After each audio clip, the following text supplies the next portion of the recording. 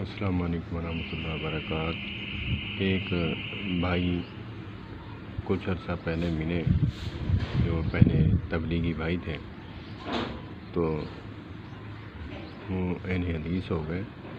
تو جمعہ کی نماز کے بعد فارغ ہوئے تو مجھے پکڑ لیا، کہتے یار اہل حدیث ہو کر دیوبندیوں کی طرح 4 سنتیں پڑھتا ہے۔ میں نے کہا کہ ذرا اپنا مطالعے کا پیمانہ وسیع کر، تھوڑی تحقیق کر، یہ نعوذ باللہ دیوبندیوں کے باپ کی سنت نہیں ہے، آقا کریم علیہ الصلوۃ والسلام کی سنت ہے۔ یہ میں نے ان کو کہا کہ بھائی اس نے کہا کہ جی وہ کیسے ہمیں غلط بتایا۔ میں نے کہا ہاں غلط نہیں بتایا، تو نے غلط سمجھا ہے اور سمجھنے کی کوشش نہیں کی۔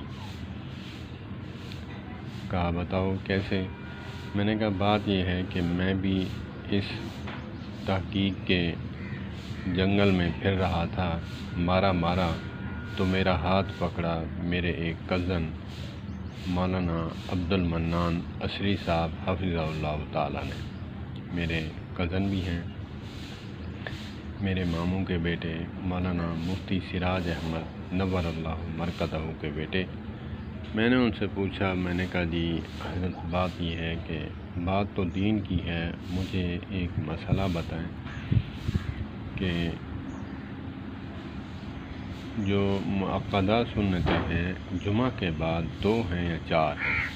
تو پیارا جملہ فرمایا، اسی دن سے دماغ میں جگہ لی ہے، نکلنے کا نام ہی نہیں لیتی۔ الحمدللہ اللہ پاک نے تشفی فرما دی، شرح صدر فرمایا، اور ان کا سمجھانے کا انداز بھی بہت ہی اچھا۔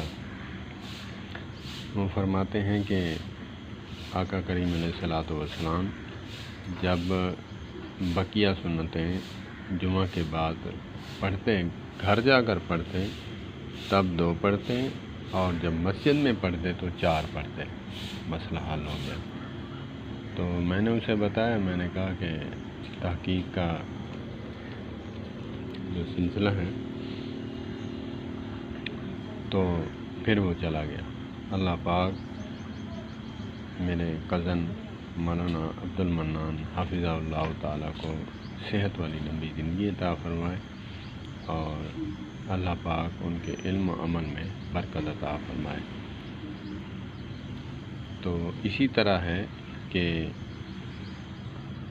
جو حیضے والے عوام الناس میں سے اہل حدیث بنتے ہیں، مسلکی تعصب میں آ کر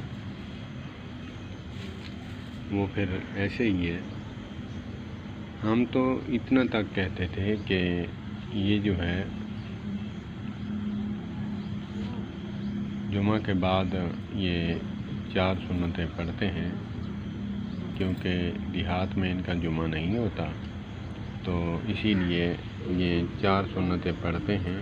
یہ 4 فرض ظہر کے پڑھتے ہیں، اعادہ کرتے ہیں۔